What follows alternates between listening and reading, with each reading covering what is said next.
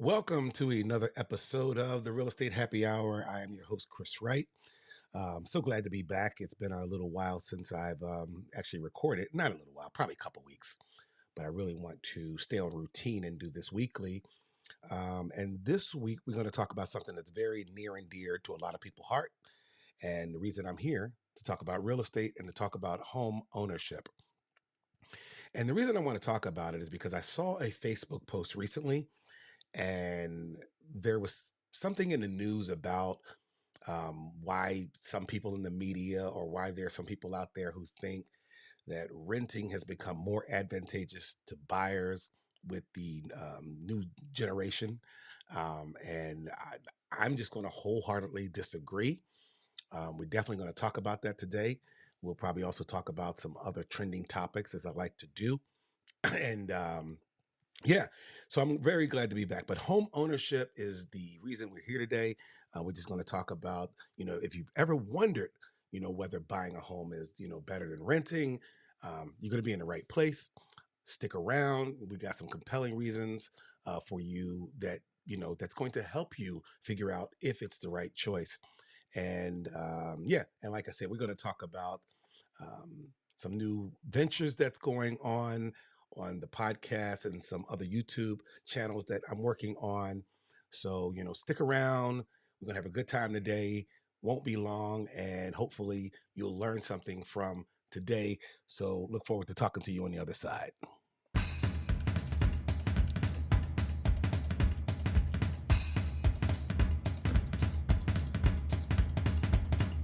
This is the Real Estate Happy Hour, and I'm your host, Chris Wright.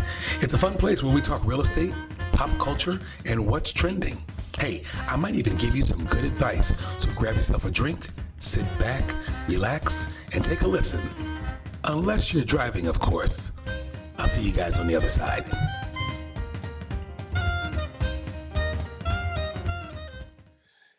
Yeah, so there's a lot of people out there today that they want to rent. The new generation, I've seen TikToks, other social media platforms. Gen Z is just saying, I'll never be able to buy a home. I don't want to buy a home. I got student loans. I got all this stuff going on.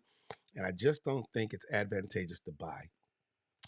And I just think that that's a wrong mentality, not because I'm a real estate agent, as we do, you know, but because when I have helped customers or clients and they've called me and say, Chris, I'm ready to buy a home. None of it actually has anything to do with finances. I'm going to talk to you about 8 or 9 different reasons why people want to buy a home and why people should buy a home. Um, and that is really the crux of the conversation today, is especially for Gen Zers, is should you really be preparing to buy a home, or should you just wallow in the misery of renting for the rest of your life? And for you guys out there who are investors or landlords, you may be upset with me because I'm saying this, but it's really important that you understand that in order to build wealth, if in order to build savings, buying a home is actually going to be the most advantageous and optimal way to go. But before I talk about that, I want to talk about a new podcast venture that I'm working on. It's called the Almost Right Podcast with Angela Badeau, and she's the lead in this. I do real estate. She's more in tune with thoughts and ideas about pop culture, what's going on in the news. And I just thought I want to take another direction. And that way I don't get too bogged down with talking about pop culture and trending topics here on the Real Estate Happy Hour. So, almost right. It's fun. Last week we talked about the Grammys, and I don't know how often I'm going to do or we're going to do the Almost Right podcast. I did ask Angela about that, and she said, you know what? We'll do it as topics pop up. So great. So today I just want to congratulate the Kansas City Chiefs on their Super Bowl win. I am a Steelers fan, full stop, full disclosure, but I do like Patrick Mahomes. I think that he is the GOAT. I like the Kansas City Chiefs. Andy Reid used to be the coach of the Philadelphia Eagles. I am from Philadelphia, so I've always supported them. I didn't think the Eagles letting Andy Reid go was a good decision. I just wonder what Andy Reid could do with Hurts, Jalen Hurts, if he could coach him the way he coaches Patrick Mahomes. Um, but who knows? Hurts may have a Super Bowl, or he may be headed to a Super Bowl. But I don't know. I just want to say that congratulations to those guys, Super Bowl champs. This guy has so much success, and he's not even 30 yet. So kudos to him. And of course, you guys, if you've been watching me on social media, you know that I love, love, love Taylor Swift. Yes, I am a male Swiftie. I say that unapologetically. I do look. I even I went to the Eras Tour movie. I even still got my bucket from the popcorn. I got the whole combo. So yeah, I'm not ashamed. I like Taylor Swift. I think she's one of the best singer songwriters in the industry. Her celebrity has taken off. She was sports. She was the person of the year for Time Magazine. She's about to come out with a brand new album. She's re-recorded all her old stuff, and I'm here for it. I'm enjoying it. And then here's just the embrace of Taylor and Travis, all here for that love story. I'm kind of a romantic. I'm sorry. So if some of you are, saying, hey, pull your skirt up or whatever, that is okay. I don't mind. I get teased all the time by my wife, who's not a Swifty, and but I don't play a lot of my Taylor Swift catalog around my wife. She probably won't appreciate that. What else was big news this week was the Kelsey yell heard around the world. I want to give you my opinion on that. The Super Bowl draws in a lot of pedestrian sports watchers, people that don't typically watch sports or football on a daily basis. Some people are watching for the commercials. Some people are watching the Super Bowl for the halftime show. This year was Usher, who personally I thought was okay. I didn't think it was a great show, but there are some people out there that will dispute me. One thing I know I can say about Super Bowl halftimes is just hearing the music is enough for people. It's not always the performance, it's not always the dancing and the pomp and circumstances surrounding the halftime show. When Dr. Dre did his halftime, for me, it was just great to hear that music on a world global platform and everybody getting a chance to appreciate it and reminisce about their college and high school years. And people were dancing in my living room. And I just remember everyone having a good time. But what I wanted to say about the Kelsey yell heard around the world is for a lot of pedestrian sports watchers who may not have played sports at a not even a high level, but maybe at a high school level or a college level, definitely a professional level, they may not understand the emotions and passion that are involved in sports, the adrenaline. And I've seen coaches, especially in college, Tom Izzo, Bobby Knight, um, just to name a few, even Sean Payton with the Broncos, yell at their players or grab them by the jersey collar and yell in their face and point their fingers at them, and no one really says anything about that. Well, that emotion, that passion, that anger goes the other direction too. Players feel that as well. If a coach see his player moping off the field or he's not playing well because he's not focused, they're going to get in their face. If they don't run a play properly, they're going to get in their face and they're going to yell and point and scream and grab him by the jersey or the shoulder pad and go, get it together. You need to get your shit together right now. And this time we saw it from a player towards a coach. He got in a little too close. He bumped Andy Reid. He almost fell over. That wasn't a good look. Did it look disrespectful? 100%. I'm not condoning the behavior, but I've seen players in tennis slam rackets to the ground, yell up at I don't know what they call the people in the chairs. They say out or fault, whatever they call them. But I've seen John McEnroe and the Williams sisters getting full blown conversations with them and yell at them. And that's just a passion to win, or people who want fairness and an opportunity to, create a level playing field. And that's all I saw from Travis Kelsey, that he was getting in Reed's face. I think one of my people who I follow on Facebook had said that Andy Reid had kept pulling Kelsey in and out of the game. And Kelsey just wants to play. And if he saw at this particular situation, it was a turnover. They were like on the 5 yard line. The player fumbled the ball, and Kelsey was just like, I don't know what he said, but I'm just going to paraphrase or think that he said, like, keep me in the effing game. And if I was in the game, that shit, right, wouldn't have happened. So who knows what took place in that situation, but a lot of people thought it was disrespectful. In fact, the analysts for the game, they didn't even say anything about it. But I just thought it was passion running over. I think that Andy Reid fosters an environment where players can be themselves. Andy Reid has a son in jail, DUI, hit someone. I don't know if he killed him or damn near killed him. But right now, I believe Andy Reid has a son in jail right now doing 3 years.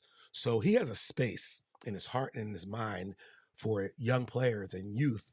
And he'll take a player on his team um, who other coaches and organizations may toss to the side because he feels that he knows how to mentor them and coach them and bring them into a place that's equitable. So I don't think Andy Reid thought of anything. He was asked about it in the post game shows, and he didn't make a big deal about it. So I just wanted to bring that to light. And then here they are hugging after the game because winning cures all ills. And does that look like a man right there who's angry at his tight end for yelling at him on the sideline? And if you watched it, I saw right after Travis Kelsey bumped him and yelled at him, Travis Kelsey walked to the side because one of his teammates, Kennan, dude, yo, calm down. Like, had to remind him, you're on global television, not national television, but you're on the world stage right now. Behave. And for a split second, I think Travis forgot that. He was just in his feelings, pushed him to the side. And I saw Travis go like, ugh, like he was not mad at the situation. For a split second, I'm mad at myself. I can't believe I did that. I can't believe I let go. So, yeah, so I just wanted to point that out that it happens. All right. So that's all I want to talk about in social media and what's trending. I want to get into the topic of home ownership um, and why I think it's important. As I said, I see conversation out there as to why, and people want it. We call it the American dream. And lately, Gen Z, not to pick on you, but you've been saying that it's not the American dream. And I believe that 100% it still is. And I'm going to tell you the reasons because, like I said, when people call me to ask me about buying a home, it's never about money. They already have it in their head that right now I'm paying $1,400 a month rent. I'm ready to buy, or my wife and I are ready to buy, or significant other, we're ready to buy. And we're already aware that it's going to cost us more money. We've been saving up for it, and we're ready to take that next big step. Okay. So, what are some of the reasons that it is good to buy? One of the things I want to talk about is home equity. All right. So, when you buy a home, like you're not just paying rent to a landlord anymore. You are investing in your future. Every mortgage payment you make contributes to building equity in your property. Over time, this equity, it can become a valuable asset. It provides you with some financial stability, even serving as a source of funds for future endeavors if you decide you want to do something else. You may want to get into investment properties and you have never had the opportunity to save $100,000. All right. Because now you may want to buy an Airbnb, or you may want to buy an apartment building, and you never had all that money at one time. Let me tell you what happened during the pandemic. People's properties went up 70 and 80% in the following 2 years. So now people had a position where they could get a home equity loan and go out and buy a piece of investment property that where they never could have done that in the past. You can't get any equity if you rent. So we're going to talk about the savings part of that in a moment. But equity has always been and will be a reason to buy a home. The next one is stability. Okay, what is stability? That owning a home sort of brings a sense of stability and control. Unlike renting, where you're just subject to the whims of the landlord, you have to do what the property manager tells you to, or tells you can do. Home ownership allows you to make your own decisions about your living space. Do you want to paint a room?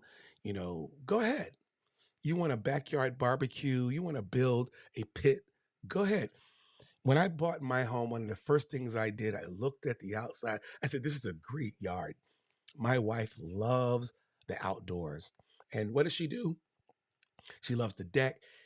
And she'll sit out on the deck until it's 45 degrees outside. I don't like the cold. So once it stopped being 70, I barely go outside.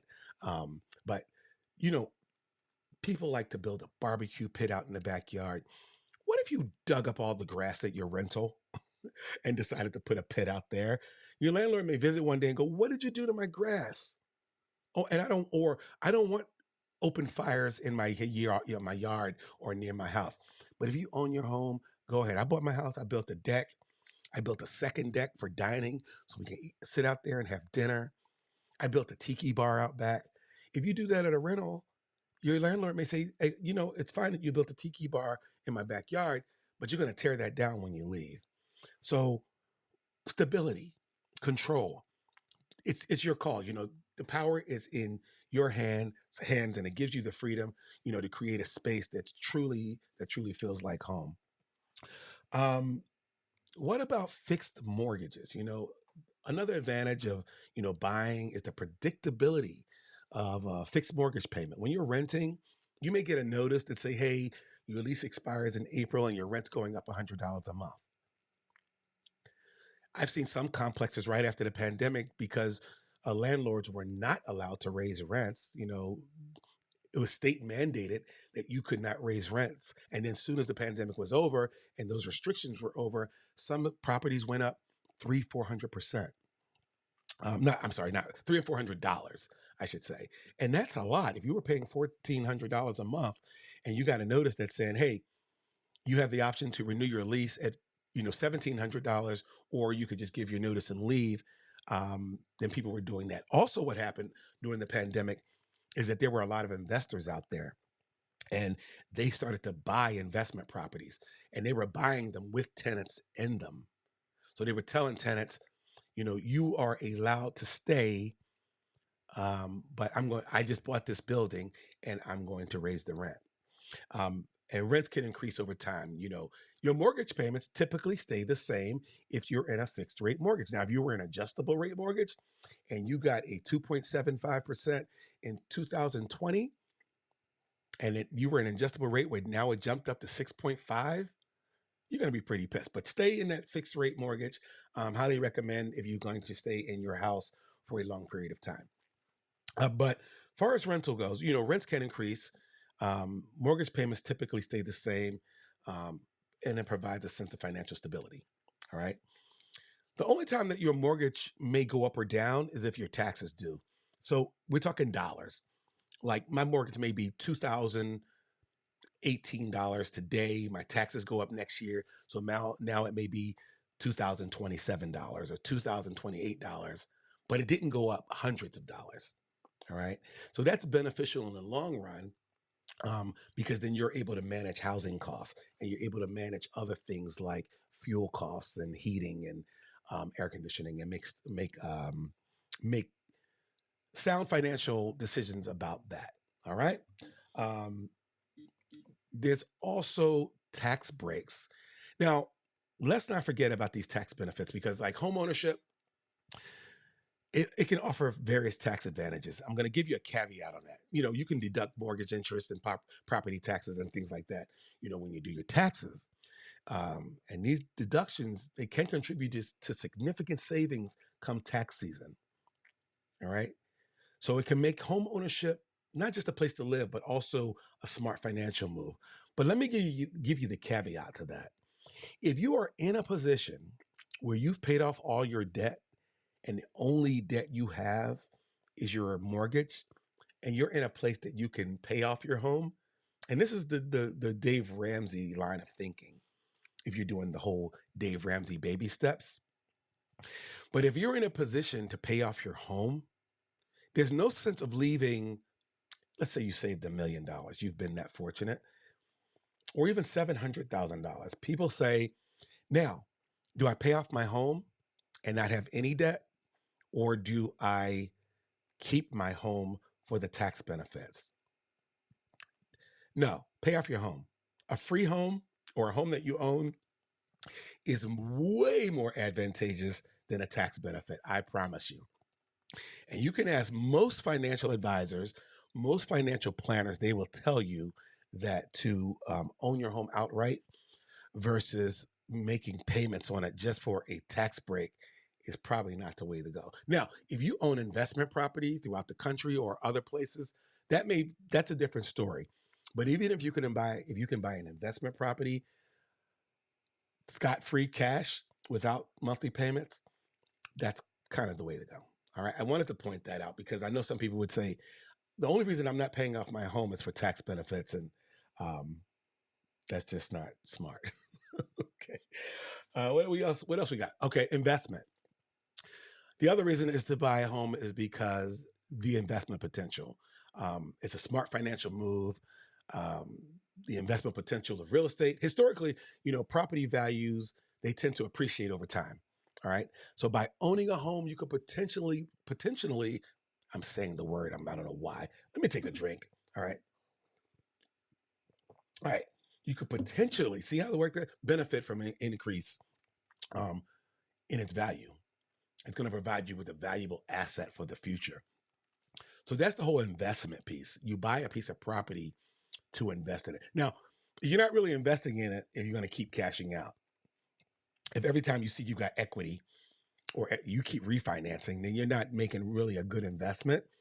But if you say, I'm going to stop the madness and I'm just going to keep my home, or I may want to rent it later, or, short term rental later, that's how you kind of look at the investment part of this. All right.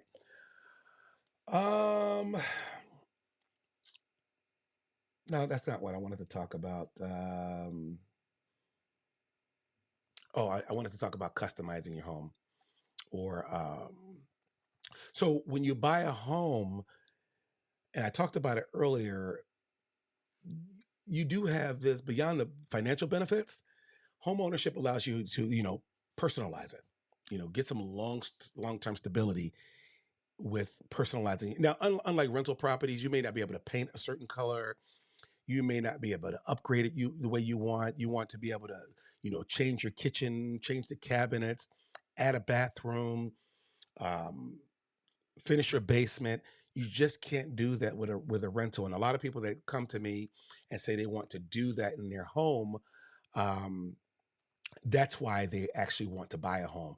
Has nothing to do with the rent, has nothing to do with how much it costs to buy. It's because they want to make changes or live a lifestyle in their home that they want. Okay. And you may want to add some long term value to your property by adding an addition or something like that. So you are definitely able to do that um, if you are able to buy a home versus rent. What about savings? So the thing about um, buying a home is that you are able to save. Okay. Think of your mortgage as a forced savings plan. Because a lot of people say, I've been trying to save, we can't save. It just seems like I'm living month to month, week to week, and we just can't seem to save a penny. But even if you only are living month to month, but you're paying your mortgage on time and you're paying it as you should, you are essentially setting aside money that contributes to your net worth. you are definitely saving. It's a disciplined approach that you don't even know that's happening, and it's enforced by the mortgage structure, and it can be a game changer. Right now, my net worth is higher than it's ever been because I own a home, and I did get a home equity line of credit. And while we're talking about that, let's talk about quickly the difference between a home equity line of credit and a home equity loan. So a home equity line of credit is when they give you a line of credit that you don't have to use all at the same time, okay? But you can pick at it as needed. So if you want to build a deck, you call a contractor, you say, how much is that deck? He says, I can do it for $6,000. You didn't pull out $150,000 all at once. All you did was you you just took $6,000. You wrote him a check out of your home equity line of credit. If you get a home equity loan, you're pulling it out all at once because you may want to do something like buy an investment property. But anyway, you have the savings. So, it's just a practical way to ensure you're consistently investing in your financial future. All right. So that is very, very, very important. I want to talk about wealth. So this is another reason because when you start to have kids, so let's say, like me, you came from a long line of poor, broke people, and you started to spend and splurge and spend like broke people do. Isn't that weird? Seems like the broker you are, the more you spend. Most of the spending in America are from people below the poverty line. Most of the people that click Amazon all the time are people that don't generally have a lot of savings because they've never been taught financial literacy and they've never been taught how to save money and not just buy stuff all the time. So when you have a situation where you start to have kids and you want to change the cycle, you want to break the cycle of being broke in your generation. Now you're learning, I need to buy a home because what I can do with that home is I can build legacy. So if I buy a home, my kids figure out this is what you're supposed to do. They're going to want to buy a home. And they're going to say, well, my parents bought a home, so they always taught me I want to buy a home. And then their kids are going to buy a home. So it allows you to leave a legacy and you can leave your home to your kids. So if I bought a house in 2020 for $350,000 and it may be worth $700,000, then when my kids, if I die, now my kid has just, and hopefully I pay it off. I don't know how I'm going to do it, but if I pay it off, now I have an asset that I just turned over $700,000 to my kid. And if they keep it, they may turn over $1 million to their kid if they keep it in the family. Or my kid may decide to sell it and do something else with the money. Now they have a $700,000 asset where they may be able to get that. And if you from a line of broke people, when has $1 million ever been in the family all at once that they can pass it down from generation to generation? As your property appreciates over the years, it becomes a valuable asset. And it's just going to be passed down from generation to generation. And then it can serve as a stepping stone, for your family's financial well being. So that is why, people want to buy a home. It's not just about, and Gen Z, I'm talking to you. I'm talking to you. You want to make sure that you don't rent forever. And I see people, full disclosure, I didn't buy until I was in my 40s because I was financially illiterate. I splurged on my money away. I even think when I bought my home, I bought it with a VA loan because it was no down payment. I didn't have $5,000 in the bank. I don't know if I had 1,500 in the bank, but I made a shit ton of money. I made a lot of money, but I just didn't have the wherewithal or the understanding that I should have. But I see young people buying in their 20s, and I love it. I see people buying in their 30s, couples getting married at 28, 29, paid off their college loans or they're paying college loans and they're buying now. And I'll ask them, how much do you have saved? And they say, we've saved $35,000. Go, go, go, Gen Z. I love it. I'm here for it. And it just gives me It encourages me and enthusiasm to say, I am glad to see that people are doing that, and I'm here to support them and I'm here to help them. So there you have it. So that's even those are reasons why home ownership is the right thing. That might be the right thing, but it is the right choice for you. The joy of customization, to building generational wealth, to saving. It just offers a plethora of advantages. So if you're considering taking the plunge into home ownership, weigh all those factors that I just talked about against the benefits of renting. Give me a call. Thanks for watching. Don't forget to like this video, share it with your friends, subscribe to it, like the podcast, give me 5 stars, because I just wanted to give you a wealth of information that may help you in the future. So other than that, guys, I'll see you on the other side. I'll see you in the Almost Right podcast. Don't forget that that I'm doing that as well. And I'll see you guys on the other side. You guys take care.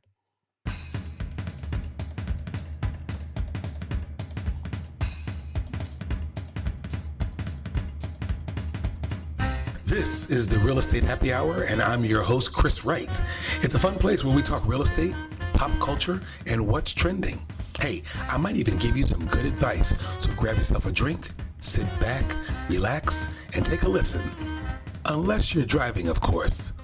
I'll see you guys on the other side.